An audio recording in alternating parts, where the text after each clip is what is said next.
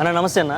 నమస్తే. రాత్రి ఏదైతే జరిగిందో ఆపరేషన్ సింధూరి చూసే ఉంటావు వార్తల్లో, ఎలా ఉంది, ఎలా అనిపించింది అసలు నీకు? దెబ్బ దుర్సన అసలు మామూలు మైండ్ బ్లాక్ కాదు. పొద్దున్నే లేచినప్పుడు సోషల్ మీడియా ఓపెన్ చేస్తే అది వేరే లెవెల్ పోయింది. మోడీ గారు 2 weeks కామ్ ఉన్నాడు, పోయి మోడీకి చెప్పుకో అన్నారు కదా.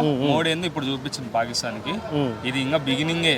అంటే వాళ్ళు ఆల్రెడీ చెప్తున్నారు మేము చేసింది ఓన్లీ టెర్రర్ క్యాంప్స్ మీదనే, సివిల్ పీపుల్ పైన కాదు అని హింట్ ఇస్తున్నారు. పొర్రపాటున మళ్ళీ వాళ్ళు ఏమైనా తోక జాలిచ్చి యువతలకి ఇంకోటి వేసింది అనుకో, పాకిస్తాన్ ప్రపంచ మ్యాప్లో పాకిస్తాన్ అనే మ్యాప్ కనిపిస్తే అప్పుడు మోడీ ఎవరు చూపిస్తాడు.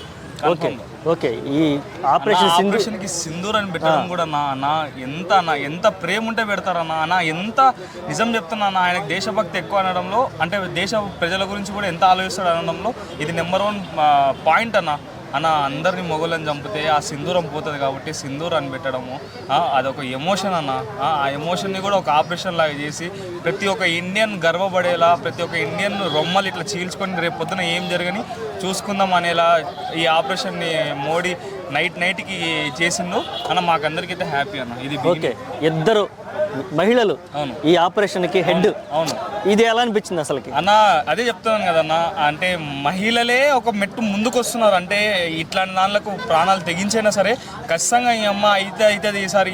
ఎన్ని రోజులు ఇది పాకిస్తాన్ని మన దగ్గర తోక జాలించడం అనుకొని ఇద్దరు మహిళలే ముందుకు వచ్చినప్పుడు మనందరం యూనిటీగా ఉండి, ఒకవేళ పొరపాటున వాళ్ళు గిట్ట మళ్ళీ ఏదైనా మన మీదకి వస్తే మాత్రం ఈసారి ప్రపంచ మ్యాప్లో నిజం చెప్తున్నా, పాకిస్తాన్ అనేది మాత్రం కనపడదన్న. నిన్ననే పోసుకున్నారన్న డైరెక్ట్. ఇప్పుడు మన దేశానికి పిఎం మోడీ గారు ఎట్లను, వాళ్ళకి కూడా పిఎం అట్లా వాళ్ళ ఇంట్లో దాదాపు వాళ్ళ మాస్కే డైరెక్ట్ టెండర్ పెట్టి వాళ్ళని ఒక 100 members ఆ మాస్కులు చంపడం మాత్రం వేరే మైండ్. అసలు మాస్టర్ పీస్ ప్లానింగ్ అన్నది. అసలు అమీర్ ఏమైపోయాడన్నా?